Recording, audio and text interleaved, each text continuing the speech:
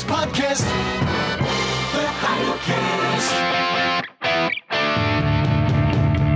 It's a Heidelminicast. And now, Scott Clark. We've got a phone call from Nathan about the federal vision and a difficult email. If the Heidelcast helps you, won't you help us keep it going? Please make the coffer clink by clicking on the PayPal link or by sending a check to Heidelberg Reformation Association, 1637 East Valley Parkway, number 391, Escondido, California, 92027. Gracious, hello. Hi, my name is Nathan. I live just outside of Atlanta, Georgia.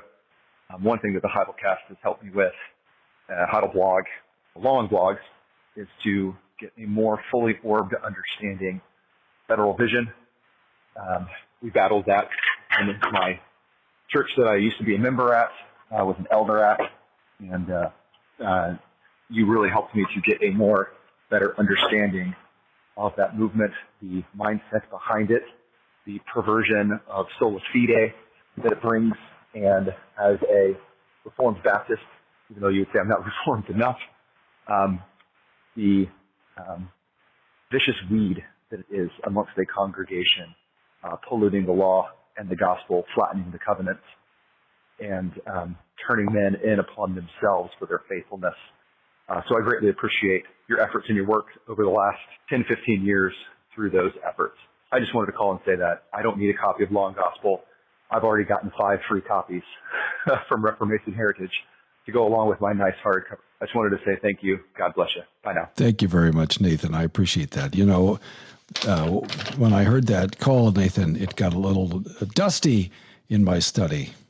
Seasonal allergies, I guess it must be. I don't know. But so thank you for calling and encouraging me and the team here. I appreciate that very much. Not everyone, it'll shock the listener to know, not everyone is as big a fan of my critique of the federal vision as you are. I know you're not alone. The people have benefited from it, and that's why I did it. I didn't do it as a theological exercise. I did it because, in my view, the well-being of the saints, the well-being of the church, the spiritual well-being of Christians is at stake in the federal vision. I think you said vicious weed. And I thought that is well put, Nathan. The federal vision is a vicious weed, a noxious weed that grows up in the garden of Christ, and it chokes out the gospel. It replaces it with your cooperation with grace. So if you don't know what the federal vision is, you should take a few moments and find out what it is, and there's a way to do that. I think I'll probably rename. I've learned how to rename these pages and set up redirect pages, so the links will still work, but so by the time you hear this, I may have done this. But to be sure, the way to find the Federal Vision resource page, and it's one of the most extensive resource pages on the internet, on the Federal Vision. Now, it's, there's not very much pro-Federal Vision material on this page. It's anti. So if you're looking for pro, this won't be the place to look. But if you want to know what the churches have decided and why the churches have decided what they have against the federal vision, why it's been rejected by Orthodox people, and why you only find it officially tolerated in places that are frankly not very reliable. If there's a federation of churches that tolerates the federal vision, that has open federal visionists in their ministry, then I could not recommend that denomination, that federal vision, that collection, that gathering, that association. You should stay away from them because clearly they don't value the purity of the gospel. I know those words might sting in some quarters, and they should sting. I've had people, who are in denominations who have the federal vision, and they've said, well, we don't have it. And others have said, I just don't want to talk about it.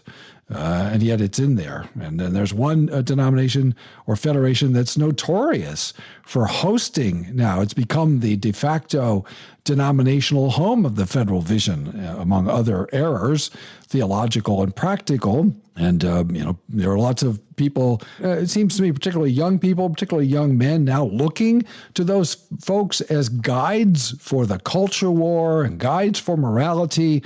And I want to say, and what I do say is that if you're not getting the gospel right, if you can't do the basics, if you can't distinguish, you refuse to distinguish, and the federal visionists do that, they explicitly reject the distinction between law and gospel. So if you can't and won't or refuse to distinguish between law and gospel, then you're certainly not qualified to be anyone's spiritual or theological guide. So it's a dangerous error, and what the error teaches is that in baptism, all the baptized people, every baptized person, is united head for head to Christ. As to use the language, head for head is the language of Klaus Schilder. He's not exactly a federal visionist, but in my view, he helped to contribute to it. He was an influence on Norman Shepherd, who is the godfather of the federal vision movement. And so Shepherd taught, and the federal visionists teach that in baptism, everyone is provisionally, temporarily, conditionally elect, and you're given all the benefits of Christ. You're given provisionally, election, adoption, justification, union with Christ. When did I say justification? Right? You get all of that in baptism, and then you keep it by grace and cooperation with grace. It's not sure that you'll retain all of this. You could lose it. You could resist. They say that in their joint federal vision profession. So they reject the distinction between law and gospel, which is a Protestant basic, just essential to the Reformation. And then they say in their joint federal vision profession, we affirm that apostasy is a terrifying reality for many baptized Christians.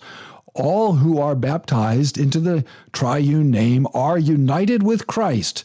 Notice that. Not just identified with him, but actually united. In fact, I was listening to a federal visionist preach in an evening service. And at the time, he was in my Federation of Churches. He is no longer, but he was then.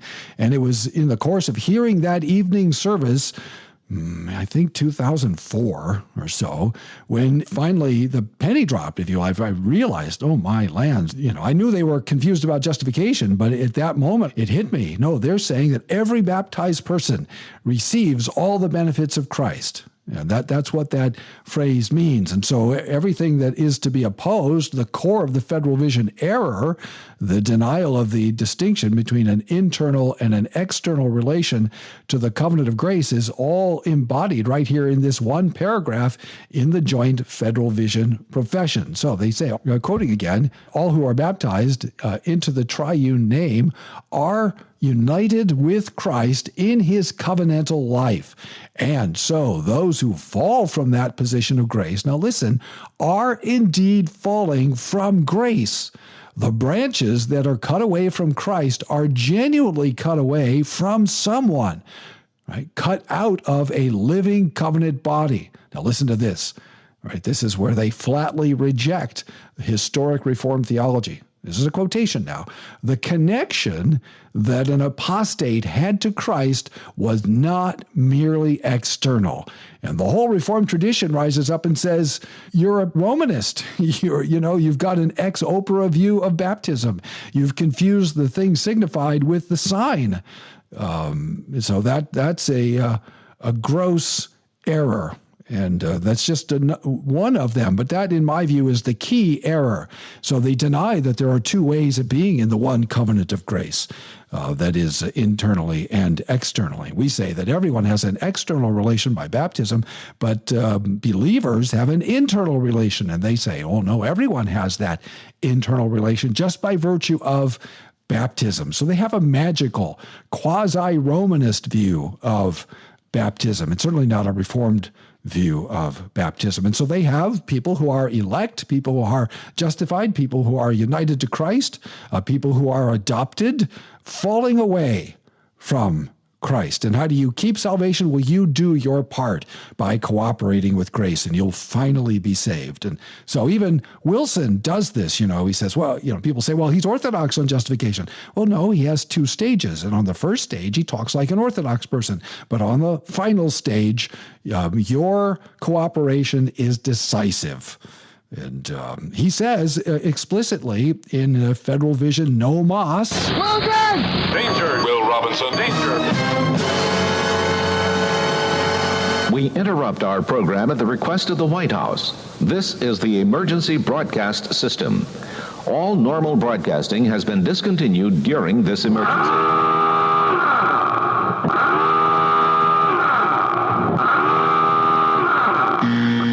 Are you on dope? Are you? What's wrong with you people? So he says that everything that he wrote, including the joint federal vision profession, he still believes. So quit writing to me, by the way, and telling me that he's changed his mind.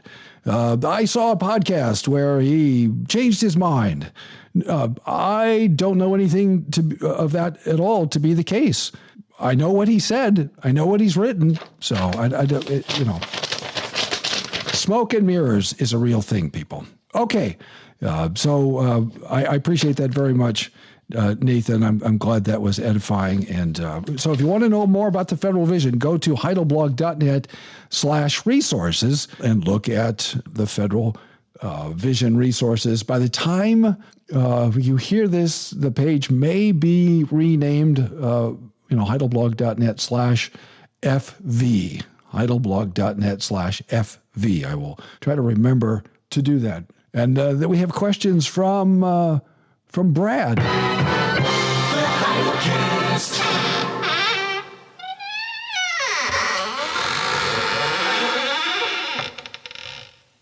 Well, let's read some emails, shall we? All right. And this is from Brad, who says, in yesterday's episode, and he wrote this on February 19th, so you spent some time talking about distinctions between episkopos, which is the Greek word we translate frequently with bishop, sometimes with overseer. I'll come back to that. And presbyteros, which is the noun that we usually translate elder or presbyter. What do you think of the argument by Thomas Withrow that these two titles, which he termed bishop and elder in his book, The Apostolic Church, Which Is It?, referred to the very same office? Jonathan Gibson has an excellent new edition of the three works by Withrow, including The Apostolic Church, as well as a biography in 2022's I Will Build My Church. Well, that's great. I read Withrow years ago in a little paperback edition, and it was very helpful, and I found it encouraging. Withrow, in his context, is resisting episcopacy, and I understand that. So that's, I think, in a sense, psychologically, socially, understandable, and maybe exegetically. There are a lot of people that agree with Withrow that those terms are used interchangeably, but there are three things that push me to a three-office view, which leads me to understand these three words distinctly. So I'm going to talk about the episkopos, so that we don't prejudice how it comes out, right? When I say bishop, then we tend to load that up with ideas of a regional manager or something like that, a hierarchical view of the church, and I don't mean that at all, so I don't want to use the word bishop because it is a sort of a loaded term. So episkopos, overseer, episkopos, we'll just transliterate it, and then presbyteros, we usually translate that elder, we'll just transliterate it, and then diakonos. Those are the three offices, deacon. So, I think I'm very happy with the three-office view that sees minister, elder, and deacon. And the sort of big picture reason for that is that there were three offices in the Old Testament. And when we conflate presbyteros and episkopos, I think we're on the verge of losing the three offices. And when I ask, well, where did the three offices go? There's probably another way to get to three offices, but I don't think that it's really necessary to take that detour. So we had prophets, priests, and kings. I don't think anybody doubts that. Christ, of course, fulfills these three offices. And then in some views, the three offices just sort of go away. And I think that's a big mistake. Or they might say, well, believers have it, but it's not reflected in the church anymore. And that seems somewhat unlikely to me. Again, I think it's possible, but it's unlikely. I'd like to know how it is that the three offices are no longer reflected in the church. Why would that be, that the three offices would no longer be reflected in the church? So Christ had them, and as I understand the movement of redemptive history, those three offices were transmitted to the New Covenant church through the apostles who established the office of deacon, who established the office of ruling elder, and I think established the office of minister. So the minister has the prophetic office. The ruling elder has the obviously is embedded in the title is the ruling kingly office in the church, and the deacon has, in a sense, the priestly office, and he tends to the practical needs of the people.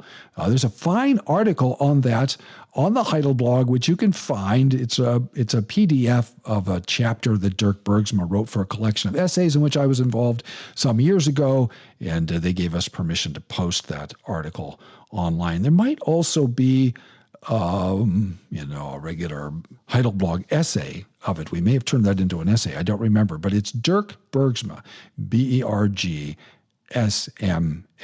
We'll try to remember to link to that article in the show notes for this episode, because I know it exists on the site in one form or another, and he does a nice job giving a good biblical theological overview of the three offices and how they continue. So what is it that makes me think that?